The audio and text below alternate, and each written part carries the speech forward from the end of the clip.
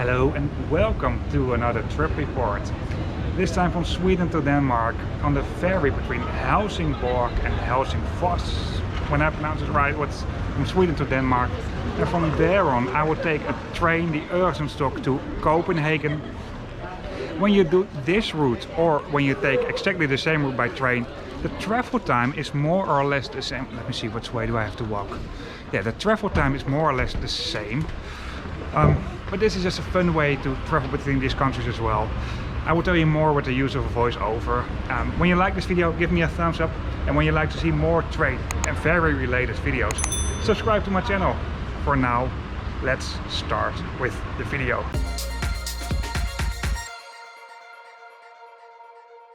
A quick message before I start this video. If you're interested in other trip reports I did, of course you can find them on my channel. But below the description of this video on YouTube there's a link to a map, and on this map you will find all trip reports I did. The lines do indicate the routes, and the train and ferry icons do indicate the railway station and ferry terminal review. If you like to have early access, you can also check out my Patreon. It's patreon.com/Trainviking. At this moment I'm updating the map, so there will be some more new lines soon.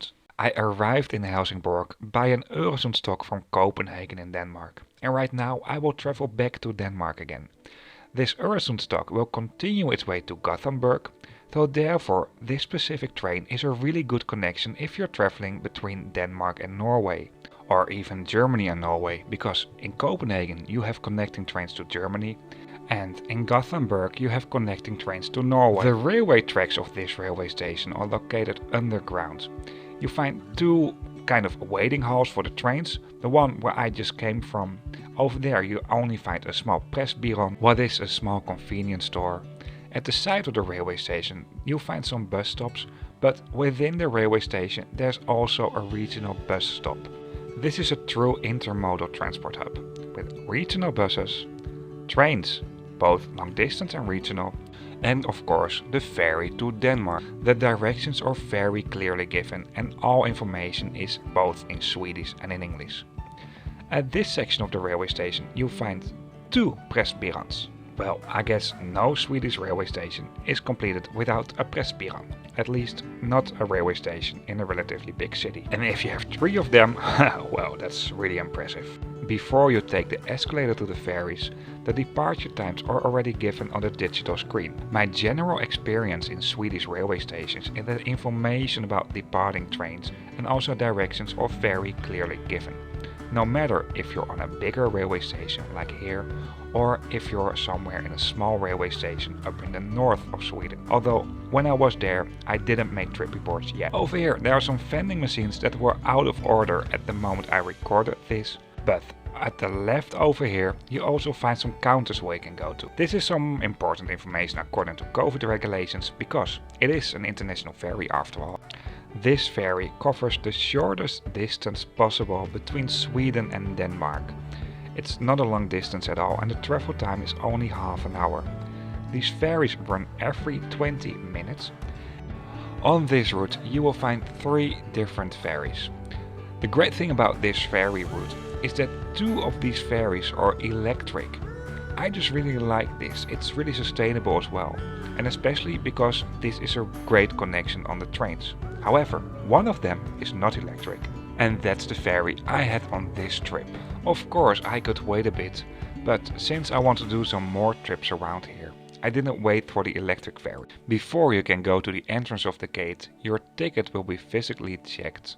Over here you'll find the access to the gates, and well, right before the access of the gates there's another waiting room. It's nothing really special and you don't have to wait long here anyway, but you'll find some seats and there's some stands with touristic information, some promotions on board, and the greatest thing, at least when you ask me, you can have a look at the ferry. As you can see, you can also take this ferry if you're traveling by car. Both on the Swedish and on the Danish side The railway station and the ferry terminal are very well integrated.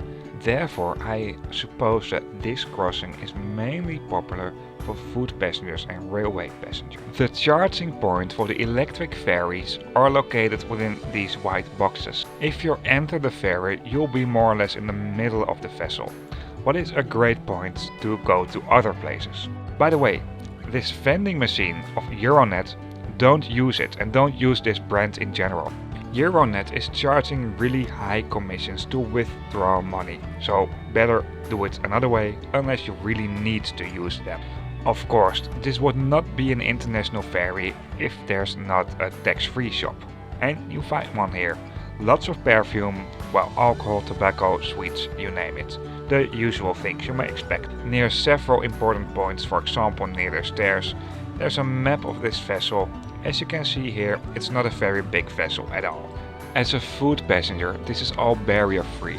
But as a car passenger, you find mainly stairs between the lower deck where you find the cars and the upper deck where I'm at right now. But at one spot there's also an elevator. By the way, I really like the panoramic view from this point. In this case it was the front of the ferry, but depending what way you move it can also be the back of the ferry.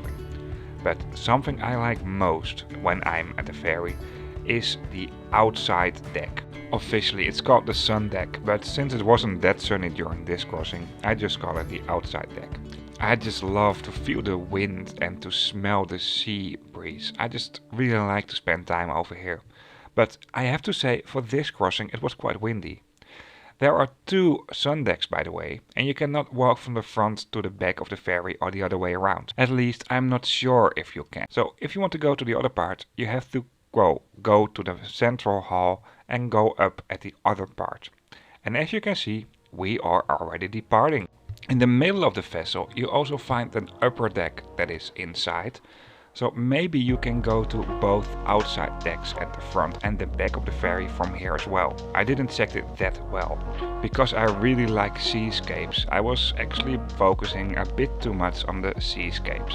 Before I share some of the sea views, I will show you a little bit more of the interior of the ferry. Well, this is my favorite part, as I already mentioned. Directions are really good given. I have to say this is in general very good in vessels. In this case it was not in English. In the middle, in the center of the vessel, where I just entered as well, you find this big restaurant area. You find lots of places where you can have a sit and a drink.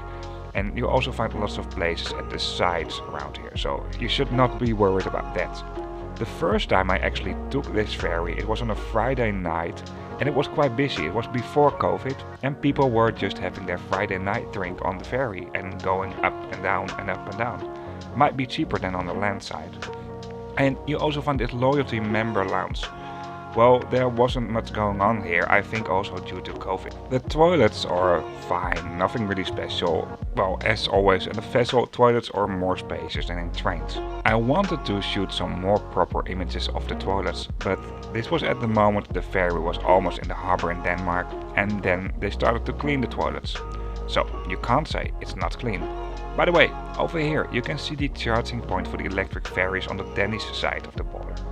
For the next 30 seconds or so, I'll show you some views from the ferry between Helsingborg and Helsingør.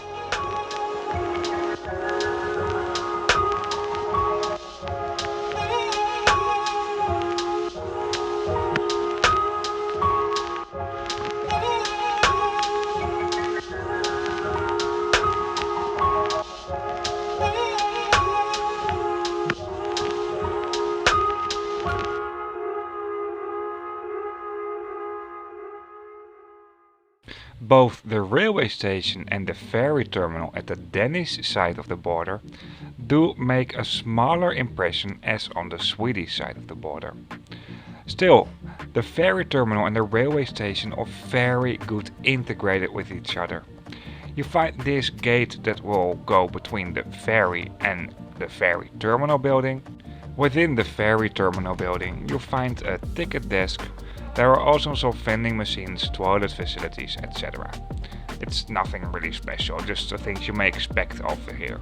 If we take a closer look on the map, it's not a big surprise that the railway station of Helsingborg in Sweden is much bigger as the railway station of Helsingør in Denmark. As you can see, the railway station of Helsingborg is located on a direct line between Gothenburg and Malmö. If you're traveling overland, both by car and train, this is also the most obvious way if you're traveling to Norway. But on the Danish side, there's not a whole lot over here. Even though I think you can consider this as the Copenhagen metropolitan area, around here there are mainly smaller towns, so there's not a whole lot over here. From the ferry terminal building you have a good view on the railway station building. So let's go down to the trains to find out more. As you can see, if you leave the ferry terminal building, you'll be right at the railway tracks. Over here there's a small diesel line that's being operated by Arriva that will go to the smaller towns up north. And you will find DSB trains to Copenhagen every 20 minutes. This is all during normal weekend days, but I think on weekdays and especially during rush hour there will be more trains running on this route. This railway station is totally different than the railway station in Helsingborg. This is much more like a monumental railway station building. And the part I like most is this.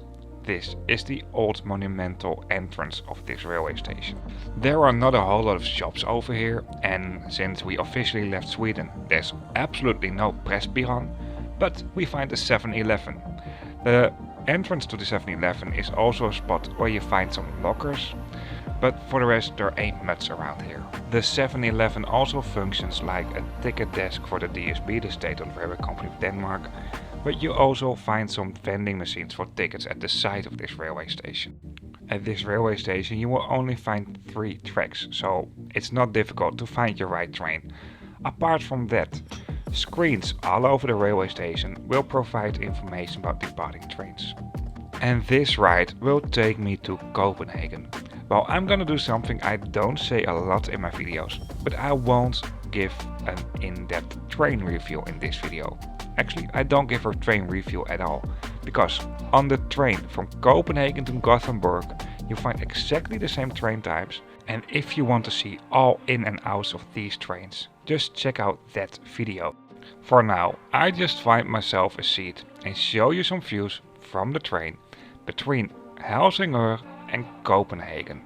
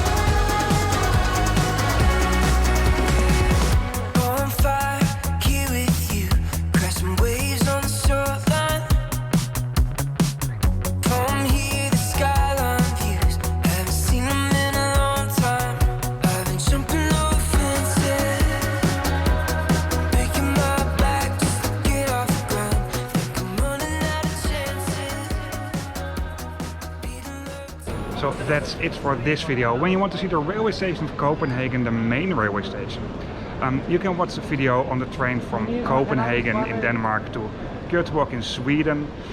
And related videos will be, you can find the related videos below the description of this video on YouTube. Will be some more around this area.